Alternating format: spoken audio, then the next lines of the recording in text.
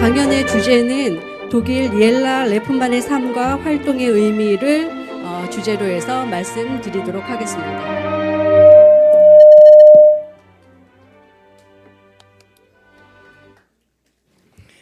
Good morning. It's an honor being here at this fantastic conference. The name of my keynote is Jella Lepman's vision of a bridge of children's books. Bjjhc and Jella Lepman never met. When Bang died in 1931, at the age of 31, Jella Lepman, who was 8 years older, was working as a successful journalist in Stuttgart. This is in the south of Germany. She had written a children's book, but professionally, she was mainly concerned with the role of women in society of her time. By Bjjhc's political, cultural, and social commitment to children's rights, to respect for childhood as an own phase of life, and to Korean literature, children's literature remained a kind of juvenilia that ended with his early death. Jella Lepman's merits for international children's literature and international understanding still lay far away in the future. But both units, however, their unconditional struggle for children's rights and the idealistic hope they had in the creative power of children and of their literature. It is not my task to establish points of connections between Bjjhc and Jella Lepman. Only this. At first glance, it is striking that both began their pioneering leadership against the background of great political transformations in the first half of the 20th century, and with their personal experience of oppression by a dominant colonialistic or racist regime. Perhaps in this circumstance lies the root for their clear focus on children and young people as bearers of hope for a better world. Jella Lepman was born in Stuttgart in South Germany in 1891 and grew up in a middle-class milieu in an assimilated Jewish family. She received an excellent education and founded a reading and warming room for the often neglected children of the foreign workers of a Stuttgart cigarette factory when she was 17 years old. In 1913, she married an American-German entrepreneur who died in 1922 as a result of a war injury. At that time, Jella Lepman was the mother of 2 young children and suddenly found herself without money. She was the first woman ever to succeed in getting a job as an editor in a leading German newspaper called the Stuttgarter Neues Tageblatt. She also entered politics. Here's something wrong, I have to see. Politics, I'm sorry. I will repeat it again. She also entered politics, joining the liberal German Democratic Party and even running for the German Reichstag in 1929, although unsuccessfully. After the Nazis gained power in 1933, Jella Lepman lost her permanent job and fled with her children via Italy to London in 1936. There she muddled through with odd jobs until she got an editorial position at the British radio station BBC in 1941, where she supported mainly the team of the BBC propaganda department at first. From 1943 onwards, she worked for an American war propaganda agency which was interested in Lepman's profound knowledge of Germany's society and mentality. After the end of the war, she returned to the country, Germany, from which she had been evicted in 1936, but now as an employee of the American military government. As part of the US re-education program, she was to develop concepts for the democratic reconstruction of the country and denazification of the German population, paying particular attention to women and children. During a journey through the totally destroyed country, she became convinced that one had to, this is a citation, start with the children in order to slowly bring the completely confused world back into balance. Children were innocent of their parents' crimes. They were still morally unspoiled and should show the adults the way. Children's books from all over the world were supposed to become messengers of peace. They were supposed to bring light into Germany and German society, which has been isolated 12 years and cut off from cultural developments abroad. Books meant open windows into a world of peaceful coexistence without hate, violence, and ressentiments. For her vision of a peaceful and worldwide community built by children from all over the world, Jella Lepman found the image of a bridge of children's books, later the title of her memoirs. A vision remains ineffective, it is not transferred into projects. Jella Lepman knew that. She persuaded the American officers and generals to give her permission to present an international books exhibition in Germany. She did not receive money for that, but she was able to use the international network of the Allies. She wrote to publishers worldwide asking for book donations for the German children who were not only suffering from hunger, but also lacking spiritual, intellectual food. Within a few weeks, 4,000 books donation from 14 countries arrived in Munich, and in spring of 1946, she opened the first international exhibition of post-war Germany entitled Das Jugendbuch, Books for Young Readers. The public, children, teenagers, and adults flocked en masse to the exhibition, which was shown in Munich and many other German cities. A window into the world opened for a short time.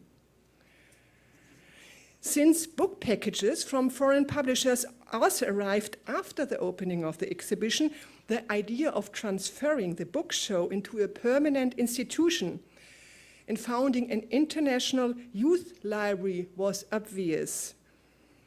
After a trip to the United States, Jella Lepman received active support for her library project from First Lady Eleanor Roosevelt, for instance, but also from the American Library Association, amongst others. She found an old villa in downtown Munich and, against tremendous resistance, managed to open the International Youth Library on September 4th, 1949, with a founding collection of 8,000 books from 23 countries. Today, we have 660,000 books in 250 languages. But the starting points were those 8,000 books. Concern for world peace and love for children were the foundations on which this library was built. For the children and youth of the German post-war period, the International Youth Library was an island of spirit and speech. a space of experience for creative and intellectual self-development. Not the books, but the children were the focus of the library's work. Children and young adult hungry for reading besieged the shelves in which the books were freely accessible in many languages. The public libraries that Lepman has seen in the United States served as a model. 600 children drawing from 22 countries hung closely packed on the walls and in the staircase. Young adults discussed new publication in debating clubs. Children wrote reviews on books they have borrowed. Authors were critically interviewed. The broadcast regularly reported on the events.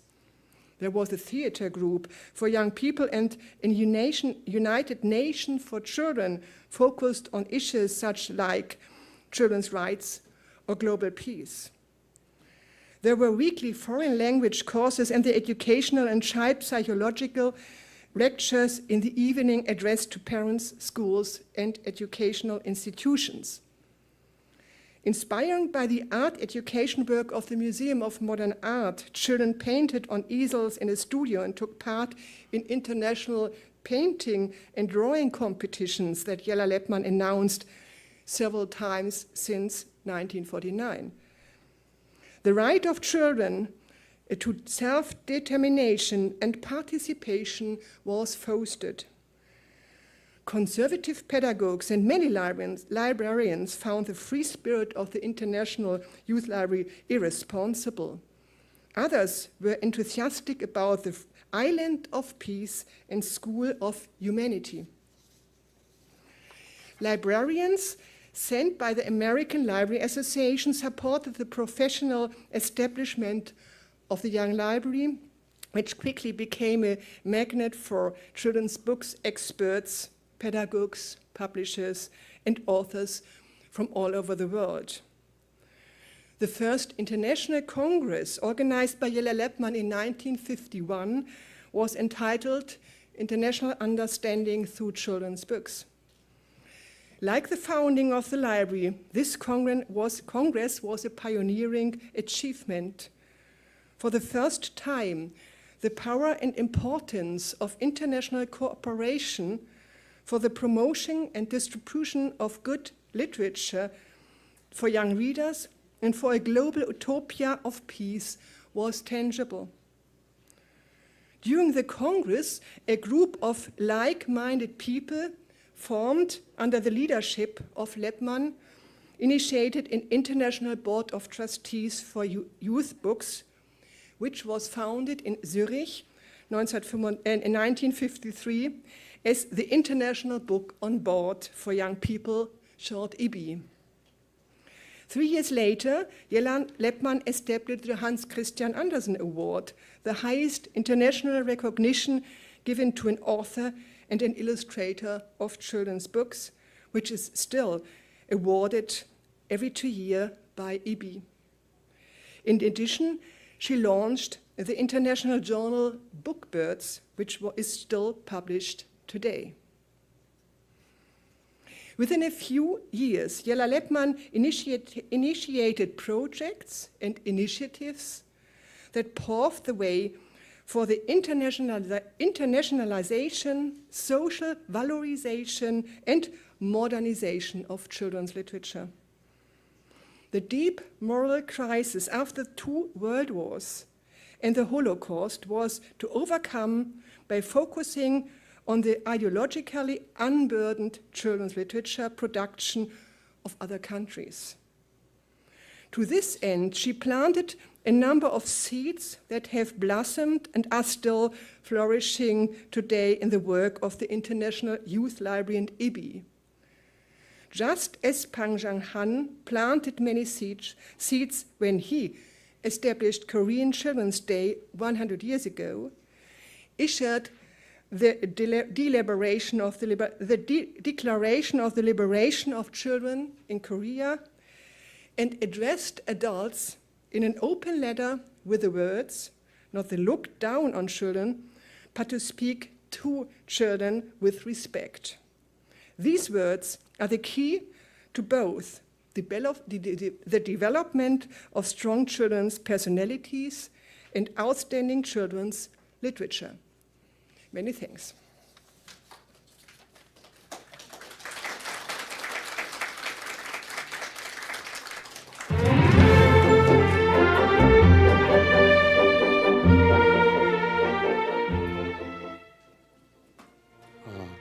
네, 크리스티아네 리베 관장님 감사합니다.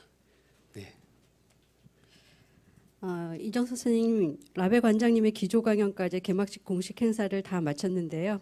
오늘 개막식 행사 어떠셨나요? 네, 저는 이 행사를 기획하고 추진하는 장정희 이사장님을 쭉 10여 년 이상 전에부터 보았는데요.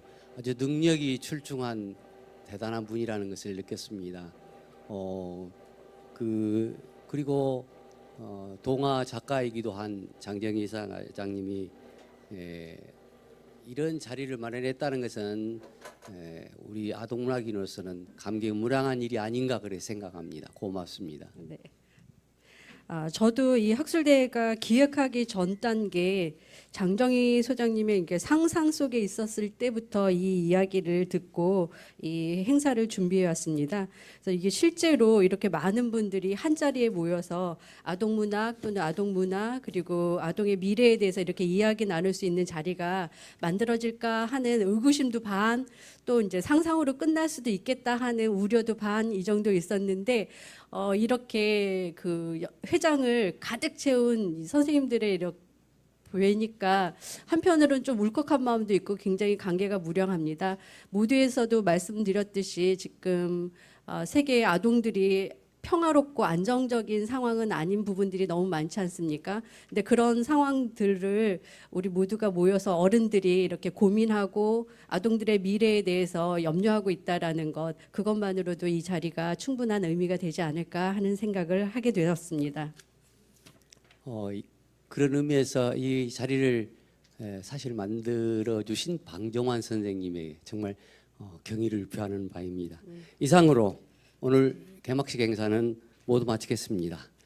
이 시기 끝나면 기념 촬영과 정리를 위해서 11시부터 시간이 네. 11시부터 본회의 일부 연구 발표가 이어지겠습니다.